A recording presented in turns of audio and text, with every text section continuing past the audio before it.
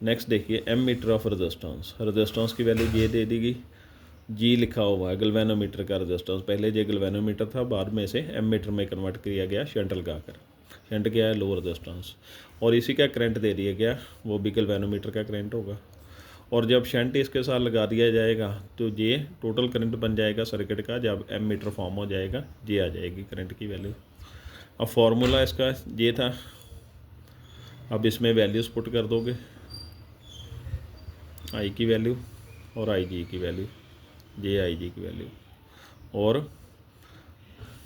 Galvanometer का resistance आ जाएगा। Solve करने के बाद ये बन जाएगा। उसके बाद टोटल रेजिस्टेंस भी पूछा गया है।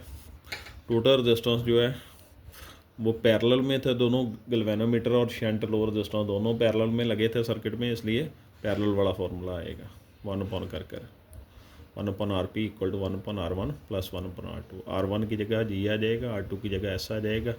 दोनों की वैल्यू, एस की वैल्यू जे है, जी की वैल्यू जे है, दोनों की वैल्यू डाल देंगे। वैल्यू डालने के बाद इसे सॉल्व कर देंगे, सॉल्व करने के बाद ये आंसर आ जाएगा।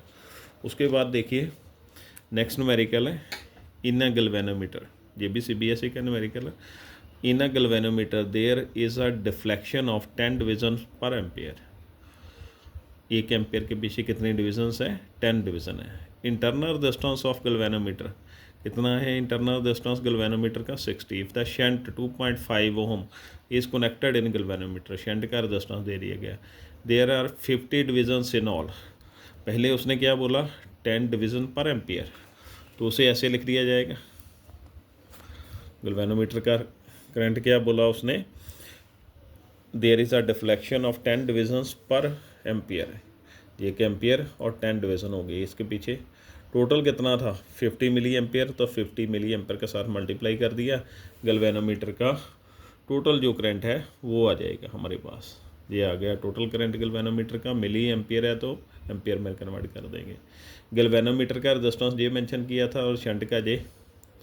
अब किसकी वैल्यू फाइंड करनी है, मैक्सिमम करंट की वैल्यू फाइंड करनी है, तो ये फार्मूला था इसके लिए। तो इसमें वैल्यूज़ पुट कर देंगे, आई की वैल्यू पहले फाइंड कर लेंगे, क्रॉस मल्टीप्लाई कर दिया जाएगा, ये बन जाएगा।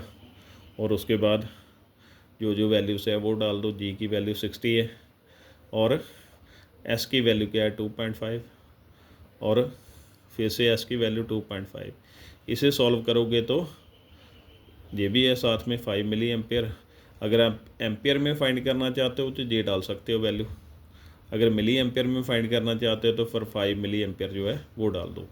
इसे सॉल्व करोगे तो ये हमारे पास ये इसका आंसर आ जाएगा। ये थे आज के न्यूमेरिकल। Thank you.